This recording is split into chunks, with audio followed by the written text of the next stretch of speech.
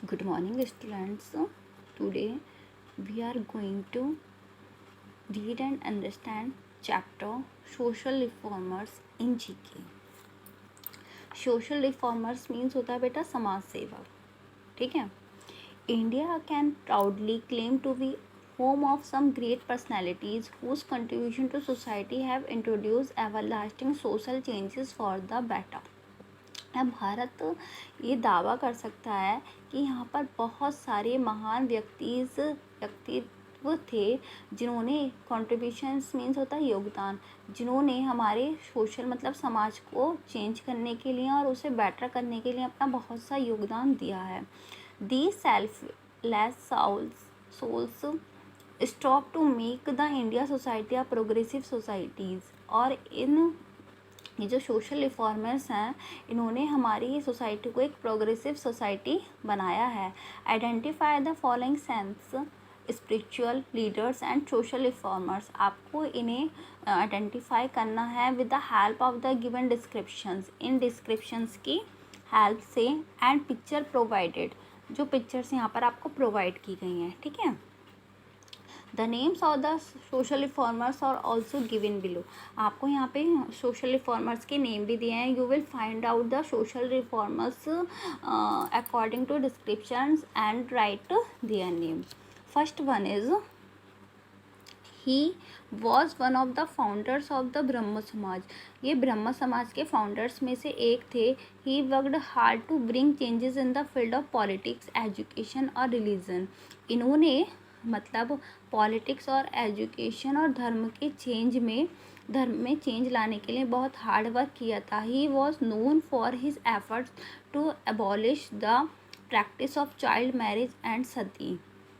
इन्हें बाल विवाह और सती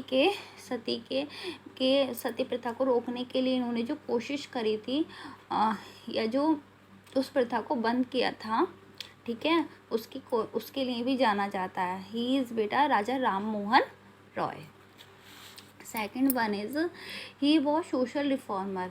ये वह सोशल रिफॉर्मर थी and an educationalist from Maharashtra. और एक ही महाराष्ट्र की एजुकेशनलिस्ट भी थी. She is considered as the first female teacher of India. इन्हें भारत की पहली महिला टीचर के से जाना जाता है. ठीक है. She played a vital role in improving women's right during the British rule. उन्होंने ब्रिटिश रूल के दौरान जो वुमेन्स मतलब जो औरतों के राइट की अधिकारों की स्थिति थी उन्हें सुधारने के लिए उसमें एक बहुत इम्पोर्टेंट रोल प्ले किया था. शी इज़ बेटा Savitri by Phule. Now third one is he is best known for his speech at the Parliament of the World's Religion in Chicago. इन्हें शिकागो में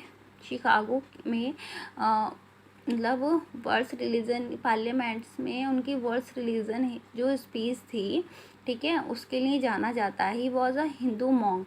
मॉन्क मीन्स होता है साधु. वो एक हिंदू साधु थे एंड स्पिरिचुअल लीडर और एक स्पिरिचुअल लीडर थे. ठीक है. ही इज़ बेटा स्वामी विवेकानंद. ही वॉज बेटा Swami Vivekananda. Next one is he was the founder of Sikhism and the first Sikh guru. वह सिखिम्स के फाउंडर मतलब निर्माता थे. उन्होंने सिख धर्म की स्थापना की थी और वो पहले गुरु थे सिखों के. He was a visionary who preached that all humans are equal respective of caste, creed, colour, gender और सोशल एंड इकोनॉमिक स्टेटस.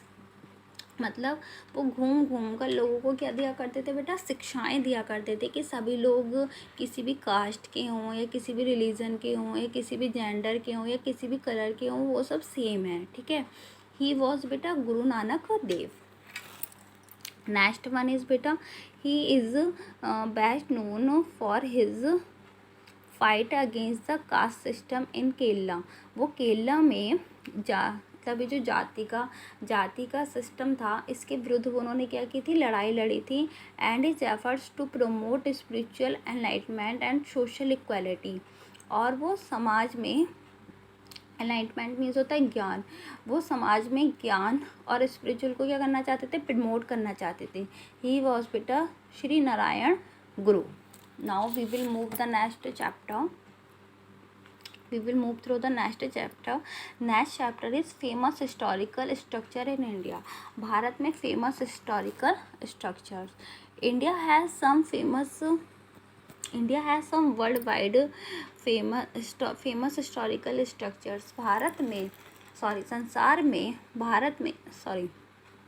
संसार में मतलब बहुत सारे हिस्टोरिकल स्ट्रक्चर हैं, ठीक है। और सेम वे इंडिया में भी बहुत सारे फेमस हिस्टोरिकल स्ट्रक्चर्स हैं। The structures are famous for their architectural beauty. जो स्ट्रक्चर्स होते हैं वो अपने आर्किटेक्चरल और सुंदरता की वजह से फेमस होते हैं, ठीक है। आइडेंटिफाई द स्ट्रक्चर्स, आपको इन स्ट्रक्चर्स को आइडेंटिफाई करना है एंड राइट इट्स नेम, और उसके नेम को लिखना है। फर्स्ट वन इज बेटा, this 72.5 meter high above tower was built by Qutubuddin Aibak in 1193 in Delhi. ये 72.5 मीटर ऊंचा टावर है जो कुतुबुद्दीन ऐबक के द्वारा दिल्ली में 1193 में बनवाया गया था। It is the highest tower in India. ये भारत में सबसे ऊंचा टावर है। Its first 3 storeys are made of red stone. इसकी जो पहली 3 स्टोरी बिल्डिंग है वो रेड सैंड स्टोन्स की बनी हुई है। And the last 2 of marbles, और लास्ट 2 जो हैं वो मार्बल्स की बनी हुई हैं, ठीक है। मार्बल्स और सैंड स्टोन्स की बनी हुई हैं। दिस इज़ बेटा Qutub Minar. Okay, second one is this structure is located in Jaipur city. ये स्ट्रक्चर जो है वो जयपुर सिटी में लोकेटेड है। राजस्थान के जयपुर सिटी में लोकेटेड है। It is a 5 storey palace constructed by Maharaja Sawai Pratap Singh of the Kachhwaha Rajput dynasty in 1799। इसे 1799 में राजपूत डिनेस्टी के कुचवाहा के सवाई प्रताप सिंह के द्वारा 5 स्टोरी बिल्डिंग इसकी बनाई गई थी। दिस इज़ बेटा हवा महल। Third one is this large marble structure is located in Kolkata. ये जो बड़ा मार्बल का स्ट्रक्चर है वो कोलकाता में लोकेटेड है, वेस्ट बंगाल के कोलकाता में है। The impressive structure was built in the memory of queen Victoria between 1906 and 1921। इसे 1906 और 1921 के बीच में रानी विक्टोरिया की याद में बनवाया गया था। इट्स आंसर इज बेटा Victoria memorial. Next one is the fort is located in Jaisalmer. ये जो फोर्ट है वो जैसलमेर में लोकेटेड है, राजस्थान के जैसलमेर में लोकेटेड है। It is the second largest and one of the oldest forts of Rajasthan. ये राजस्थान के पुराने किलों में से एक है और सेकेंड लार्जेस्ट और दूसरा बड़ा किला है, ठीक है। दिस इज़ बेटा जैसलमेर फोर्ट, ठीक है। Fifth one is this monuments and mask is located Hyderabad. This मतलब ये मॉन्यूमेंट और मॉस्की जो है वो हैदराबाद में लोकेटेड है and was build by Mohammed Quli Qutub Shah in 1951। और ये जो है मोहम्मद कुली कुतुब शाह के द्वारा 1591 में बनवाया गया था, ठीक है। इट इज़ बेटा चार मीनार।